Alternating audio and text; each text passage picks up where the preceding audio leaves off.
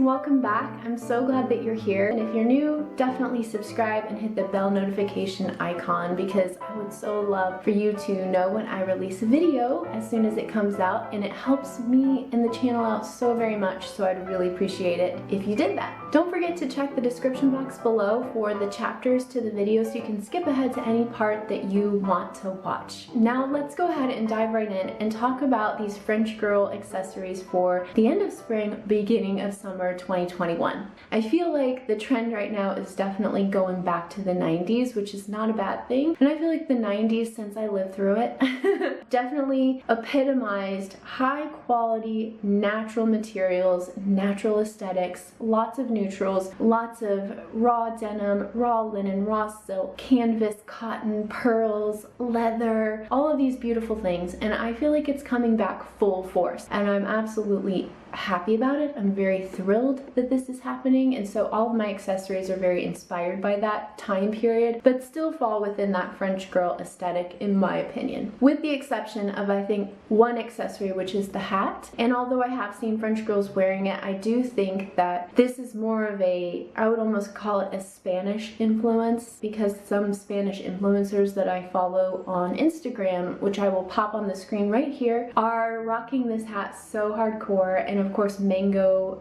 one of my favorite aesthetic brands, loves to promote this style as well. So the first one is one that I'm actually wearing right now, which is pearls. So I feel like pearls have been around forever, but I do think that they took kind of a hiatus, you know?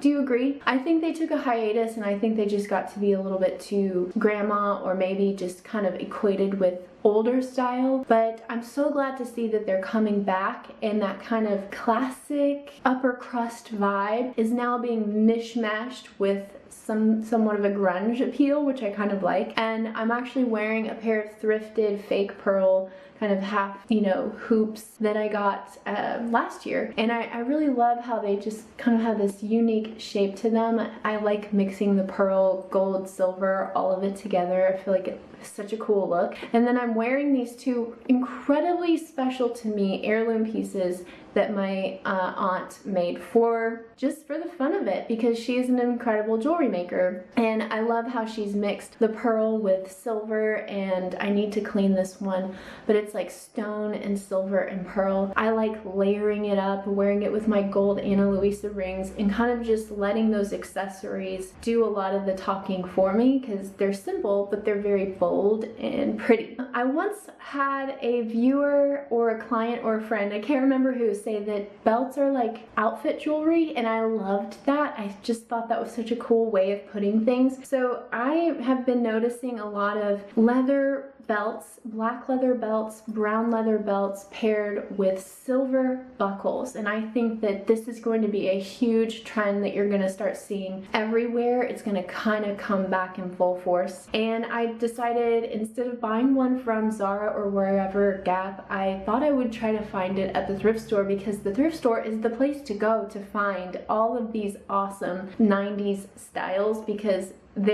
it's like a one-to-one translation. They were cool then, they're cool now. They were that style then, they're this style now, so why not just go there and try to source them? But I found this killer belt. I will show you guys right now. It's this kind of like really unique buckle. I've never seen a buckle like this before. This doesn't do anything, and it's genuine raw leather. It's not in the best condition because it's got all of this wear here, but this is a men's leather belt, and someone has actually tried to create multiple belt holes in it. So what I'm going to do is possibly get this kind of taken in so that it would fit my waist a little bit better, and then just wear it as is, because I absolutely love this, and I think it would be easy to do on my own. If you've got any tips, let me know in the comments section below. But you know, retail $50-$60, $40, $50, $60 on Zara, wherever, but I got this at the thrift store, I think, for like $5. And I think it's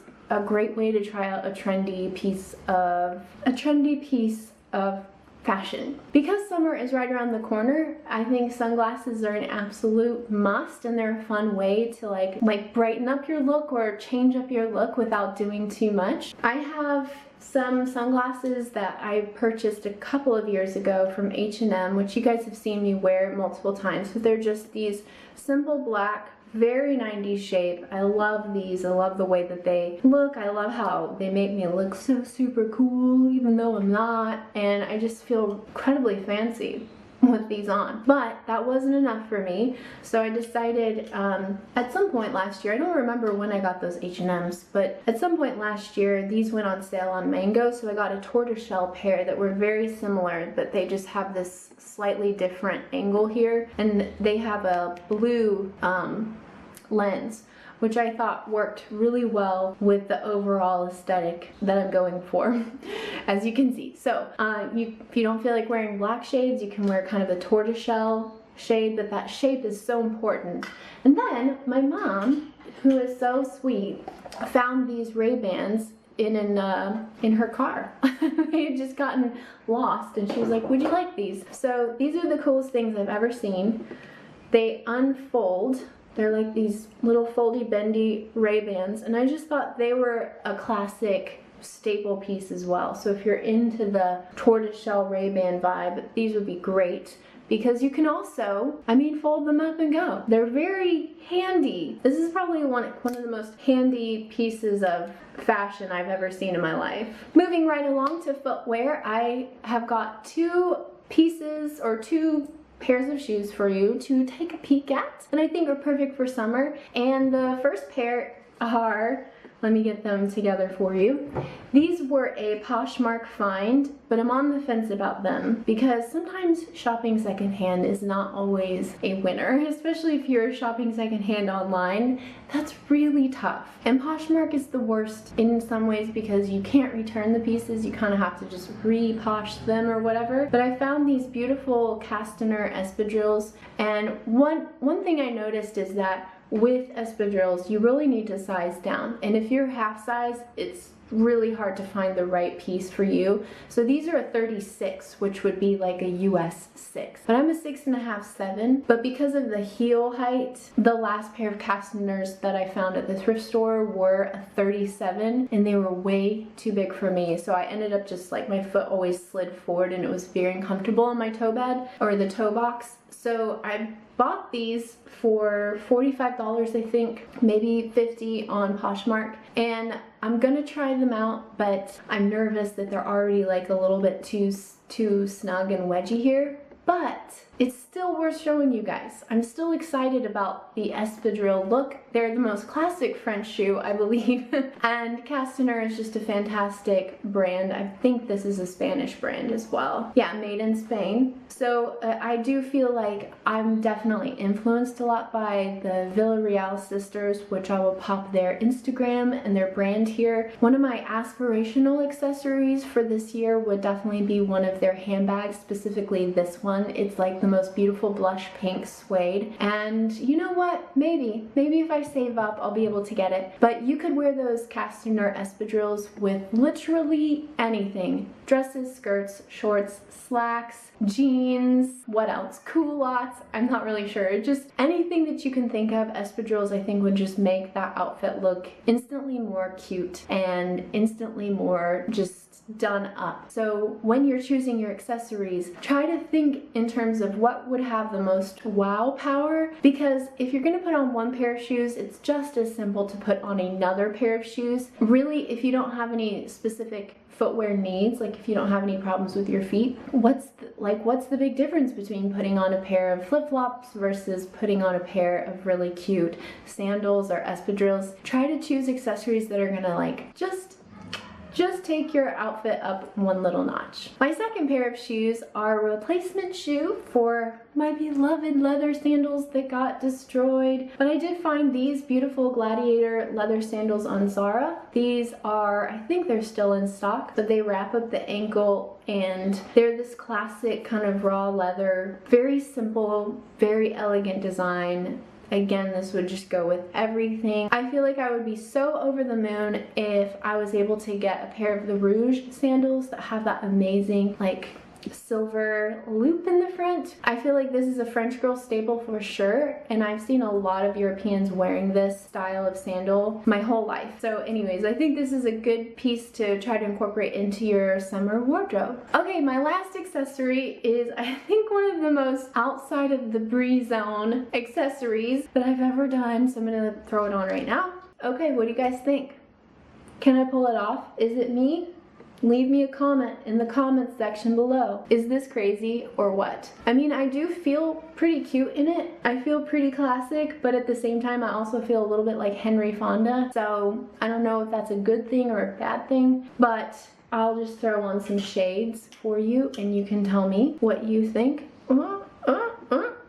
Okay, here we go. I look kind of like a bug, maybe a cute bug, trying to avoid people. But I thought that this would be a really fun trend to try. I got this from Target. It is brand new. I feel really lame for buying it from Target, even though I saw a really cool leopard one at the thrift store that you guys might have seen me pass up. But I don't know if I'll keep it. Again, the Villarreal sisters have their own concept store called the Villa Concept, and I am obsessed with everything that they're doing. So I'm on the fence about whether or not I should try to purchase their bucket cap and their handbag, because that would be a huge investment for me, like beyond like what I normally spend on anything. So let me know what you guys think in the comment section below. My goal for this year is to really hone in on my style and my aesthetic, to stop thrifting so much, because shopping at the thrift store is just one of the easiest ways to feel like you're itching that like retail scratch without spending a lot of money. But it's deceptive, because you over time will spend a lot of money and then you end up with a lot of clothes that you may or may not actually end up wearing